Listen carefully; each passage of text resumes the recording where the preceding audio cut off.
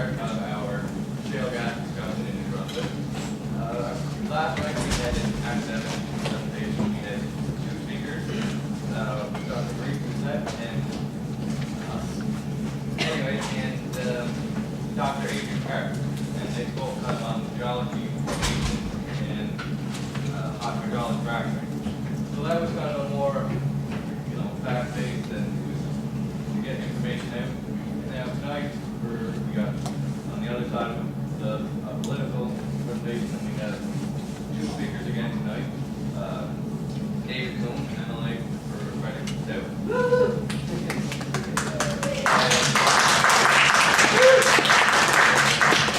And then Jake Stewart, the MLA for Miracmichi and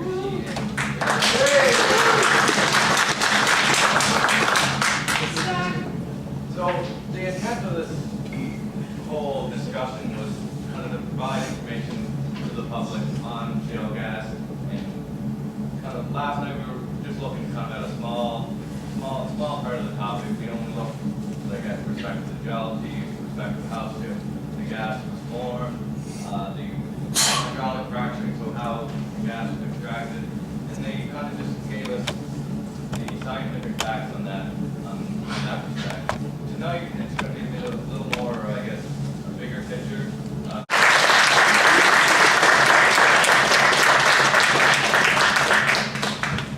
Thanks very much. Thanks everyone, and good evening. Thank you to the Civil Engineering Association of Graduate Students for organizing the initiative to organize a public event. We are up against Craig tonight. Maybe he's here.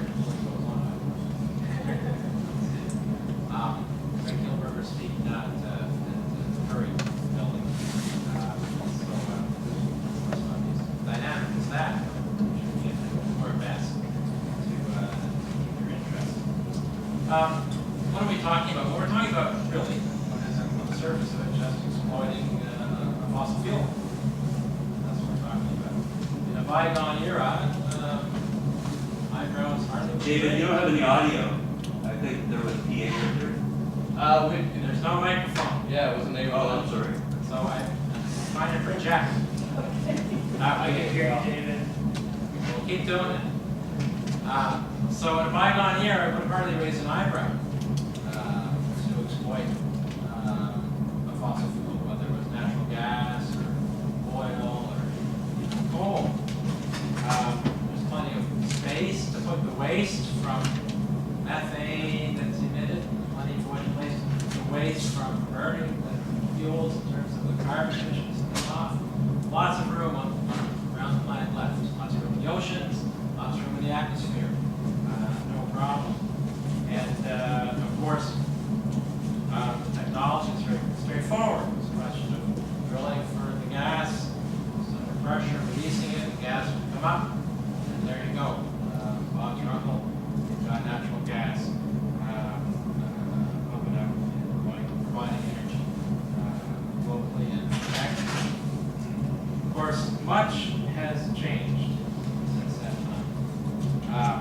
A long time ago, we exceeded the assimilative capacity of both the atmosphere and the ocean to handle any more wastes from burning carbon or emitting methane. And we see that manifested climate change, in the face of acidifying ocean waters, including right off of Brunswick. Tremendous to discover that DFO has measured acidification in the Bay of Fundy and in the Cumberland Straits, which is part of the worldwide phenomenon of carbon overloading our oceans and causing them to acidify. At the same time as the chemistry of our atmospheres significantly altered. That rate of that alteration is only increasing, giving us growing climate change. So that's changed everything. Also what's changed is the technology. We're not talking about the type of reserves that's going out. We're not talking about simply drilling a hole anymore and releasing the pressure and having the gas move up really well. We're talking about a very different kind of technology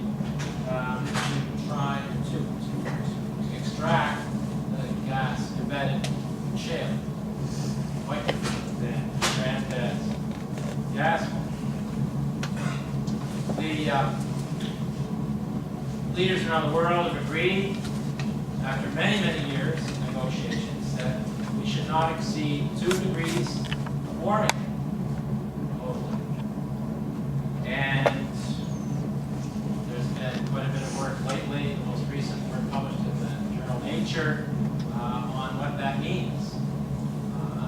How much we have to leave to the ground in terms of fossil fuels, which have economic value. But if we're going to avoid 2 degrees of warming, we've got to stay in the ground, unexploited. That's a hard thing for most of us to get around. Something that's worth money, it's valuable, that we pump it out of the ground, it's going to create economic activity, create jobs, has to stay there, or a large percentage of it. So that's going to create some significant stranded assets for companies who have to preserve down the road. New Brunswick locally, as part of this, of course, with our adjoining provinces and states, have committed to continue to reduce our greenhouse gas emissions. We've got them back down to 1990 levels, which was our first target, and achieved that by 2012. And the next target is to do a further 10% reduction by 2020, so that's in the next 5 years. As we heard the Premier say the other day, the intent is to beef up the climate action plan to help achieve that. And we've also agreed with our adjoining provinces and states to deeper cuts in the medium and longer term, which are moving in the same direction as the ocean, keep 1 to 2 degrees. So, given that, the idea of tying one's economy to increasing its dependence on producing more fossil fuels and utilizing more fossil fuels is unwise, unsustainable, and I would argue unethical, given the crisis and the consequences we're facing by overloading our atmosphere and our oceans with carbon. We need to engineer approaches to significantly reducing our use of energy across all sectors: industry, commerce, buildings, transportation. It's a tremendous challenge, great opportunity to work on doing that, to reduce overall the amount of energy we utilize to run our society, to run our economy, in order to reduce carbon emissions, in order to reduce those greenhouse gas emissions, to bring the scale of those emissions down to a level that in the end is sustainable. It's not a question of the emissions themselves, it's a question of the scale. And clearly the scale of economic activity around production and use of fossil fuels has gone far beyond the safe operating boundaries, over the red line, into the red zone now. At the local level, this is a technology when you combine high volumes of water that's required, the lateral drilling, lateral wells, and fracking technology that carries with it magnitude of risk that certainly far exceeds that associated with conventional extraction of natural gas, that involves risk at just about every stage along the chain, from sourcing the water to dealing with the resulting wastewater, as well as the airborne waste, from the effort to extract natural gas from shale. So, unlike, again, conventional natural gas, every step along the way, there is substantially different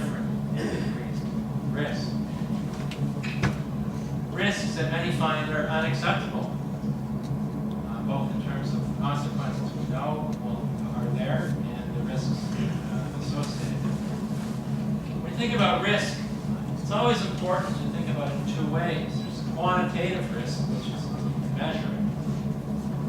Then there's qualitative risk. Qualitative risk has to do with the consequences, the nature of the consequences if something does go wrong any step along the way. Qualitative risk. So that starts to speak to people's values. And when you say the risks are unacceptable, we're not simply talking about the quantitative risks of something occurring, but in fact, the qualitative risks, the nature of the consequences are such that they find them unacceptable. And that speaks to one's values. So values play a significant role in this debate here in terms of whether you think it's acceptable to develop shale gas industry in Brunswick or not. And you can't escape values. So one of the things when the debate occurs is it's always important to talk about those values. And too often there's pressure to boil it down to facts. Well, facts are critical, but they're not sufficient. We need to talk about the values involved here too, and that's where politics comes into play. How do we make decisions? How do we address different values in society? Well, that's what democracy is about. It's designed, as imperfect as it is, to try and respond to that and make decisions in the end, the public interest and the common good, with a long-term view, not just for our generation, but future generations, not just for us here in Canada, but people outside, or New Brunswick, but people outside of New Brunswick, if there are implications there, and not just for us as people, but the other living things that we share this beautiful province with. So those are all considerations. And in the last election, the former government in the election essentially attempted to make their election a referendum on whether we should develop shale gas as an industry in Brunswick or not. They lost. So the party that won, the Liberals, are bringing in the moratorium they promised on shale gas development. And that's where things sit today on them. What's going to happen in the future? Well, of course, there will be ongoing debate. The government set down a series of conditions, and we'll see what happens. And we'll also see what happens in civil society, which is a lot at play. Community interests value the quality of life of their community, and in many cases don't want to see their communities industrialized in the way that could occur with intensive shale gas development. One of the things that struck when I was in Conservation Council is that I had one of my staff go to Arkansas and toured there with Swin. And I asked her what struck her the most about that visit.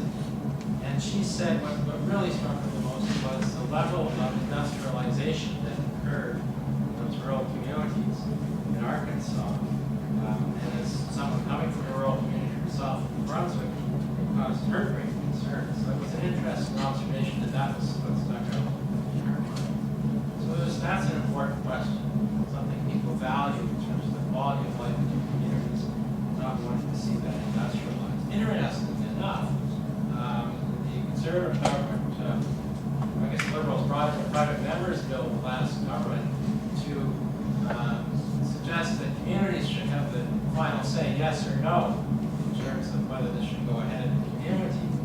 And the government of the day voted in favor of it at second reading, but in the end, the session ended and the Liberals didn't reintroduce it, and the Conservatives did not reintroduce it either. So that never came to pass. The other piece of this I want to mention, of course, is First Nations.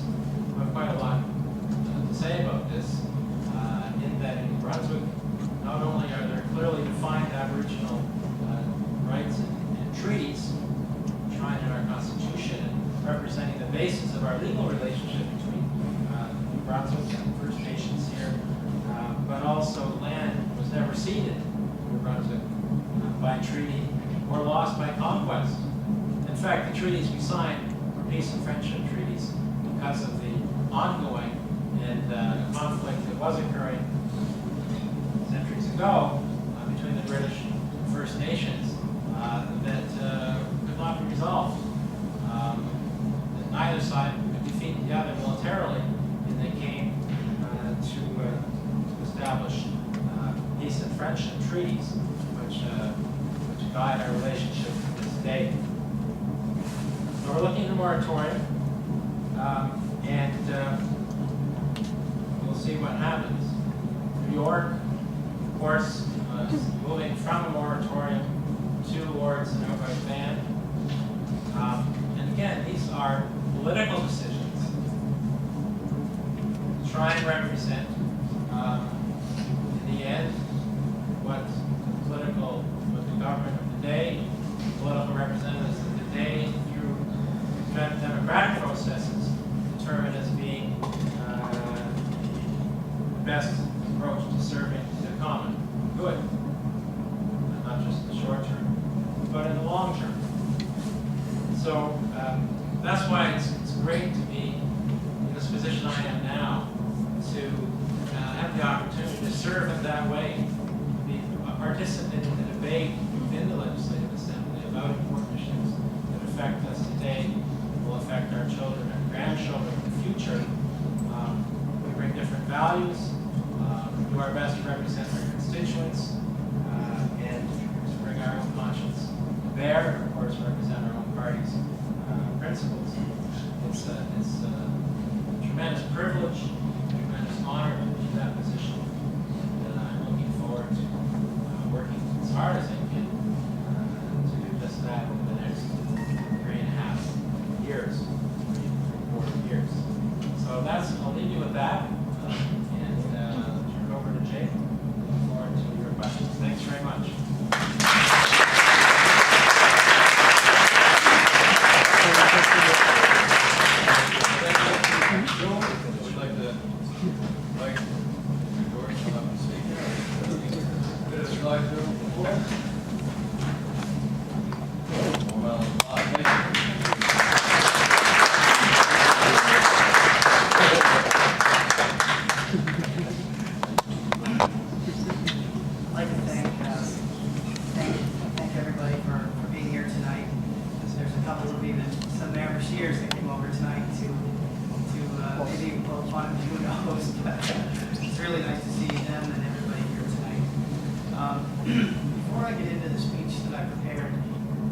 There are some misconceptions into the type of people that might actually support shale gas. I received a liberal arts degree from St. Thomas in sociology. I'm a father of 4, and you spoke of values, and I agree with you. I mean, values will always play a major part in anything you do here in Brunswick, but it's a different type of value when there's many people here tonight, I'm assuming, who are university students. I have 4 children. For me to tuck them in bed every night, and they're between 1 and 8, and my opinion is that there's a very low possibility that they will be able to make their living in New Brunswick. A lot of university students I know, because I've taught before, and all people in my own community, the majority of them, and many engineers as well, end up in places like Saskatchewan and British Columbia and Newfoundland, a lot of places where there's all different types of resource development. And I grew up a salmon fisher, and when there was no fish in the river, and it was an afternoon and it was too warm to catch salmon, I would anchor the boat, put on a pair of goggles, jump off and collect the beer caps and plastics and metals that were on the surface of the Miracmichi River. I was probably the closest thing environmentalist, but I'm close. I mean, we all have to be an environmentalist in some way. And I was. No, I really was. I cleaned the river. That was my, all fishermen, I think, do that. I hope they do. But just to give you a little background before I start. It's an honor to be here this evening, and I want to thank the Association of Civil Engineering graduate students for offering me the privilege of sharing my position with you. For the last 4 years, I have been speaking out in favor of the safe and responsible development of the shale gas industry for New Brunswick. The greatest challenge has been convincing people that much of the information being distributed is by those forces opposed to shale gas development is in fact false. It's difficult to have an informed, factual debate if much of the subject matter is fiction. Take, for instance, the discredited films called Gasland and Gasland 2. To someone opposed to shale gas, it's as if it's the holy grail, for lack of better words. Even though much of what is presented in these films is either completely false or at best very misleading, the damage is done. And that damage was done in 2010. We were a new government, Gasland comes out. Whether you're for or against shale gas, that movie terrified me. All types of people in my constituency, and they were not long telling me that, of course. Many people have made an uninformed decision against shale gas based on the falsehoods in these two films. After the first Gasland movie created a large uproar, we learned the truth about the infamous footage of a man using a lighter to ignite his water faucet. It was claimed in the movie that this was the result of hydraulic fracture in that area. The truth, as it turns out, is that the residents in that area had been able to light their tap water on fire since the 1930s. When confronted with this information and asked why it had not been included, Gasland producer Josh Fox stated that it was not relevant. Not very long ago, you heard from Mr. Coon. He said that facts are important, but they're not always sufficient. I think that was close to what he said. I agree that facts are sufficient, but facts are relevant. Facts will always be relevant in any debate, whether you're for or against what you're talking about. As a university student, you need facts. When you're studying engineering, I couldn't imagine being an engineer. It would be really difficult for me to put myself in that field. I always loved history and music. I would be a horrible engineer. But I know that you need facts whenever you're studying. When confronted with this information and asked why it had not been included, the Gasland producer, as I said, stated it was not relevant. I think we can all agree that the truth is always relevant. In the second Gasland movie, this lighting of water was taken to an even higher degree of deception by showing a man in Texas wave a garden hose in the air with flames shooting from its end. In this case, it was ruled in Texas District Court that the man had hooked the garden hose up to a gas vent in a conspiracy with a local consultant. I mean, this guy had a lot of time on his hands. I think we can all say that. But you can see how facts are important. These movies and the parallel campaign of misinformation from anti-shale activist groups have made it a struggle for those New Brunswickers who would prefer to form an unbiased opinion based on honesty and facts. I'd like to take a moment now to highlight some facts about my government's work to explore the opportunities that a shale gas industry might bring for our province.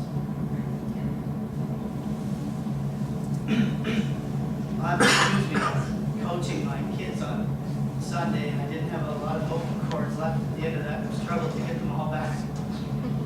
When we were in opposition from 2006 until the fall of 2010, we cautioned the Sean Graham Liberal government about their reckless approach to this resource.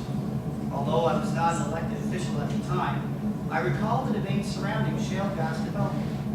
The people of New Brunswick had questions and concerns that were being ignored at that time. The point made by progressive conservative opposition was that the government should take its time and carefully examine the risks, rewards, and regulation of a shale gas industry before proceeding with any further development. I campaigned in 2010 for the PC Party and their platform. The platform promised to support responsible expansion of the natural gas sector while ensuring the safety and security of homeowners and the groundwater supply. I want to stop there. This summer, while campaigning door to door, as you know, each electoral district is different now, and there's 6 less than there used to be. Mine is about 3 hours long. It's from the Point in Scumanak to McGivney. So it goes, a lot of what's in Route 8, it goes around the city and all the way up to the bay and to the point. As I campaigned in some of the new area, I discovered something right away. If you've heard of Apache or Corridor, or the McCully Field, or the potash mine and shale gas wells associated in that area, you know a little bit of our own history about shale gas. Well, I was very naive. I walked into this individual's house, and of course I was telling him that shale gas is a good idea, and I was telling him why. He thought I was crazy. Not so much that I was for it, but that I thought it actually existed already in New Brunswick. And I looked at him, I said, no sir, really, Corridor has had shale gas wells since 2003. There's no evidence that it's ever affected a single water supply of any kind. And those lines from that field support the potash facility. And they have some royalty holidays. There's a deal made by the Grand Government. I mean, I learned about all this stuff. I hadn't seen a lot of it firsthand, but I knew it existed. He told me I was a liar. He said, you're a liar. He said, I hate politicians anyway. He said, there's nothing any worse than one that's lying to me. Yeah. Well, I tell you what, I walked into that house, and I went up to my car, and I had this New Brunswick government manual that had, sort of a New Brunswick history of shale gas. Why we would wait 3.5 years to bring that out is beyond me, but we did, and I took it in game. I haven't seen him or spoke to him again, so I don't really know where he sits down, but I did give him all the information. You can see that a lot of New Brunswickers are not privy to this sort of information, whether it's supported or not. It's there, and it's happening. As I can stand before you tonight and proudly say that we kept our promise. During our 4-year mandate, we took 3 years developing the toughest regulations for this industry in North America. In fact, our regulations are tougher than those in place in our Canadian provinces, where this industry has been operating safely for years, providing jobs and supporting social programs. We spent as long creating a competitive royalty structure. The royalty structure we developed gives us 50% more revenue than before. We created an energy institute made up of experts in various areas related to energy and energy development. And despite the chair of that board and the matters surrounding him, the board is composed of scientists, all science-based people with some great backgrounds. The institute was assembled to give us continuous oversight and information about energy development, including the shale gas industry. The only shale gas exploration done in New Brunswick during our mandate of the Alberta government was harmless seismic testing, using sound waves from the surface to look deep underground for natural gas. No drilling was done, no fracking was done. One of the primary concerns to come forward in the shale gas debate is our water supply, and rightly so. Once upon a time, I took on the government and was very concerned with arsenic contamination in the village of Blackville. A 74-year-old man came to see me in the middle of the night. There were some people sick, and one of them had gone to the naturopath and determined that they had really high levels of arsenic, and a lot of our towns had a lot of industrial behavior before, a lot of mills, in particular steam mills, grist mill, paper mills, saw mills, and had them for hundreds of years. And we had railroad tracks removed, so there was all these conspiracies about what it could be, and I was sort of the wingman that was told to by the people there to make sure it wasn't anything in our water. So I did that, and I did remember that. It was probably 2007 or 8. Let's talk about the amount of water. Of course, there may be not be a need for any water for the use of liquid propane becoming more common in the industry. However, if we consider a moderate program of 50 wells per year using water, it would amount to 0.0025% of our annual average rainfall. Now let's examine the concern for our drinking water in New Brunswick. In New Brunswick, the shale is very deep, 2 kilometers and more below the surface. The rules for industry require full evaluation of any drill zone to ensure that areas of concern, such as faults, are identified and avoided. During the development of our regulations, one of the primary areas of concern that came up was the design of well casings. This was identified as a past issue in the United States, where regulations are very different from those in Canada. Here again, we have developed the strictest regulations in Canada, requiring double casings. Finally, wastewater. In the event water is used, again, I would remind you that the industry is moving toward recycling water or not using any at all. Wastewater management is an area that the current Liberal government has been fixated with because there is no clear direction in the rules for industry that prescribes specific methods of treating water used in the fracturing process. Again, if any is used at all due to the success of propane in New Brunswick. This is a perfect case of trying to score political points off of people's emotions. So you would think, what do we have? We're using propane sometimes in Sussex. So you can take water right out of that debate. And who knows, in the future, maybe all propane may change again. Water is placed in tanks and taken to places where they can treat and deal with it outside of our jurisdiction. We have a situation where the rules go above and beyond other jurisdictions in terms of the precautions taken to ensure water handling usage is in accordance with the best practices. The rules also state that before a fracture is allowed, a wastewater management plan must be submitted to the Department of the Environment for approval. This plan has to detail how wastewater will be treated to standards in the Clean Environment Act.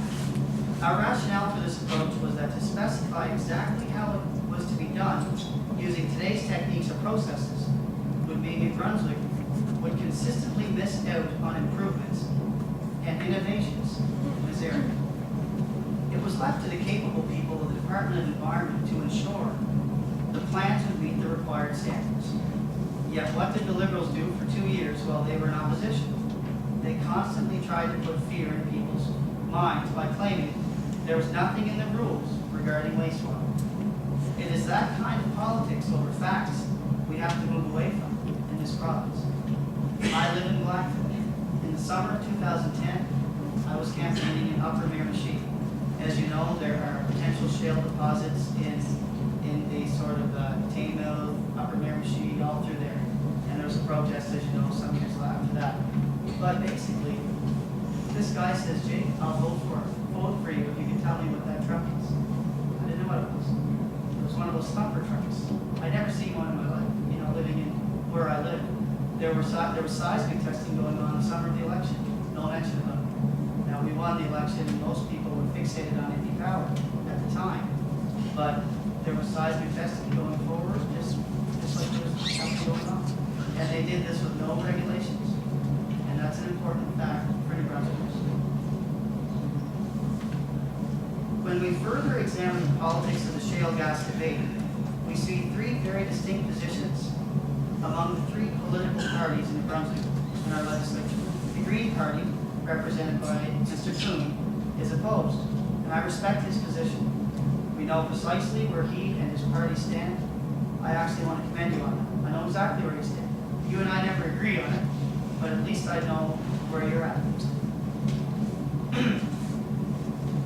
The Progressive Conservative Party, which I represent, is in favor, based upon our research and established factual scientific information. The Liberal government, however, is ambiguous. They will not or cannot clearly define the moratorium that we expect will be introduced this legislative session. Now, of course, they've read it, it'll be taken this time. In fact, I'd say that their failure to send a representative tonight sends a strong signal that they actually don't care to be questioned. I truly believe that the only opportunity that the Liberals consider where shale gas is concerned is the political opportunity they can squeeze out of the ongoing debate. Where are they tonight? They have an environment minister. He should have been here. That's their position, really, on the moratorium. You know, it's sad. I choose to consider the opportunities that shale gas can provide for our people, my constituents, my friends, neighbors, and our New Brunswick families who are separated by the need for work. We talk about our people going out west to work in the oil patch. That isn't entirely true anymore. The shale gas developments underway in British Columbia and Saskatchewan are draws for people as well, as are the shale developments in Alberta. There are over 20,000 men and women who are moms and dads that are heading out west to earn the money to pay the mortgage back here. They are trained in this industry, and we have the same resource beneath our feet that they do out west. Safe development of shale gas that is respectful of the environment isn't something hypothetical we're talking about trying in New Brunswick for the first time. It is what is happening in New Brunswick, happening in British Columbia, Alberta, and Saskatchewan. These three provinces in the west that have strong, diversified economies, growing populations, government revenues that are supported in part by royalties from their shale gas resources. Shale gas development should not be a partisan issue, and has only very recently become one. Over the last 60 years, more than 175,000 wells have been fractured safely in Western Canada. In British Columbia, Alberta, and Saskatchewan, there has been support for shale gas development over the last 5 years from the Liberal Party, Progressive Conservative, and the Saskatchewan Party, which was formed by Liberals and Conservatives alike. We've all heard about the layoffs out west due to the falling price of oil, and many of us know families that rely on jobs in the oil patch to make ends meet, who have now been laid off and are coming home. But I ask you tonight, what are they coming home to? My phone's already ringing. I know where I live, I know what they're coming home to. They're coming home to no option. Not at all. Yet ExxonMobil announced 3 weeks ago that it plans to spend up to $25 billion in British Columbia building an LNG plant to export BC shale gas to Asia, where demand for natural gas is high and domestic supply is low. That one project is projected to take 7 years to build and create 6,000 construction jobs alone. Once it's up and running, that facility would still require approximately 600 people to run it permanently. Exxon is one of 18 companies exploring LNG export facilities excuse me, to meet the demand that will come from British Columbia's shale gas development. For perspective, New Brunswick's entire provincial economy GDP is approximately $32 billion, and according to the Conference Board of Canada, our economic growth is the worst in Canada and comparable to the growth rates in recession-racked Eurozone countries. During the last campaign, our party put forward a plan to create $10 billion of private investment in our province. That would have seen New Brunswick resources, workers working for New Brunswickers, creating jobs right here at home. Shale gas development and an LNG export terminal represented about half of that. With Brian Galland's Liberal government, that plan is, in my opinion, off the table. And instead of relying on royalties from these projects to help pay down our province's debt, it appears the Liberals are going to raise taxes, cut services, and set the province up to run annual deficits into the next decade.